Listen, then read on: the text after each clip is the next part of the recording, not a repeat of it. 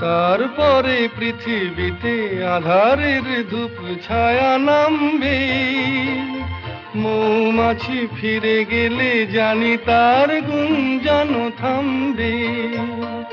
সে আধার নামুক না, গুঞ্জন থামুক না, কানে তবু রবে তার রেস্ত। ব্যস্ত ব্যস্ত সূর্য ডোবার পালা আসে যদি আসুক ব্যস্ত। গোধূলির রঙে হবে এ ধরনে স্বপ্নের দেশ তো। ব্যস্ত ব্যস্ত